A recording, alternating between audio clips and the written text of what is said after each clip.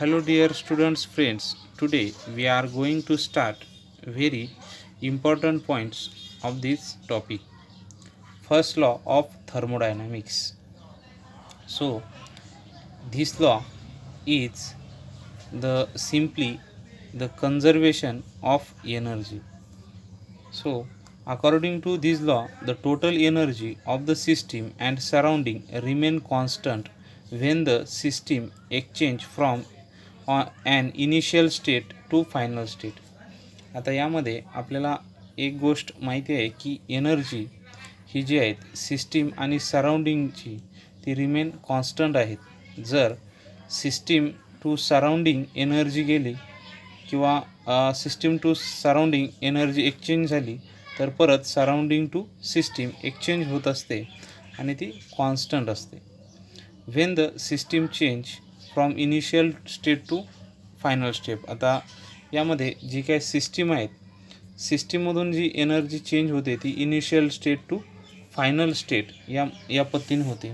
आता यामध्ये the law is state in a different ways. आता यामध्ये काही डिफरंट वेज आपण सांगू शकतो. त्यामध्ये energy of the universe remain constant. Universe means system plus surrounding.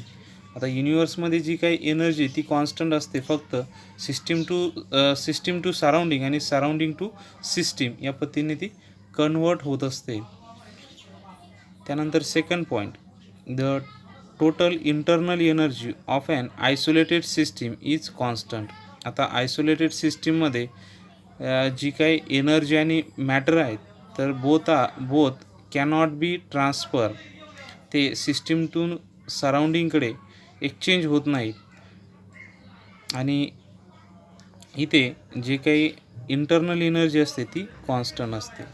Third point and last point, energy is neither created nor destroyed and can only be converted from one form to another. आता आपल्याला हेही माहिती आहे की energy ही क्रिएटही करता येत नाही आणि डिस्ट्रॉयही करता येत नाही. फक्त तिला आपण एका फॉर्ममधून दुसऱ्या फॉर्ममध्ये कन्व्हर्ट करू शकतो. आणि all above statements are equivalent. Next point आहेत formulation of first law of thermodynamics. आता फॉर्म्युलेशन म्हणजे काय आता यामध्ये आपण फॉर्म्युलेशन्स काय असेल तर ते आपण इथे बघणार आहोत. यामध्ये a system exchange energy with it surrounding either by transfer of heat or doing work.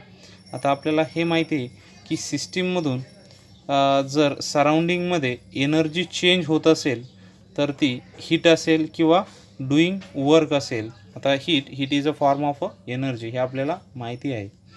त्यानंतर and energy supply to system increases it internal energy. जर सिस्टीमला जर एखादी एनर्जी आपण सप्लाय केली तर निश्चितच त्याची इंटरनल एनर्जी ही इन्क्रीज होते. On the other hand, removal of heat or work from the system decreases it internal energy. जर आपण सिस्टीममधून हीट किंवा वर्क रिमूव्ह केले तर त्यामधली जी काही इंटरनल एनर्जी जी आहे तर ती डिक्रीज होते त्या सिस्टीमची. आता यामध्ये आपण बघणार आहोत suppose Q means heat supply to the system and W means work done on the system by the surrounding.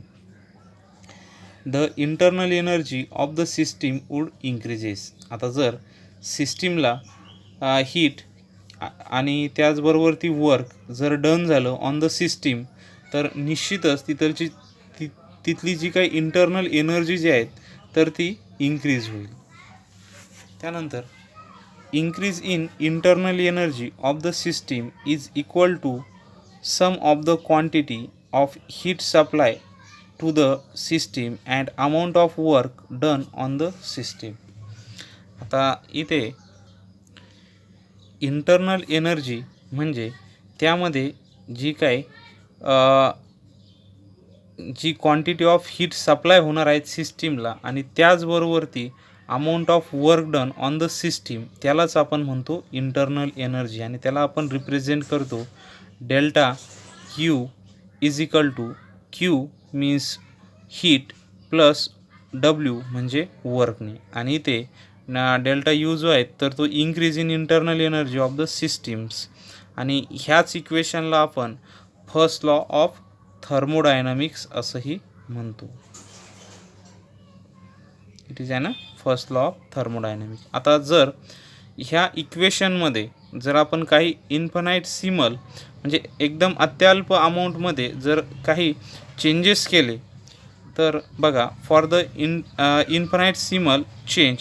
आता इन्फानाइटसिमल चेंज कधी होईल की ज्या वेळेस जो काही हीट आहेत हीटमध्ये जर इन्फानाइटसिमल चेंज झाले त्याचबरोबर ती वर्कमध्ये इन्फानाइटसिमल अमाऊंट चेंज झाले तर निश्चितच इंटर्नल एनर्जीमध्येही काय होतील चेंज होईल. म्हणूनच आपण इथे असं म्हणतो की d U is equal to d Q plus d W ही इथे आणखीन इक्वेशन्स तयार होईल. Okay, thank you.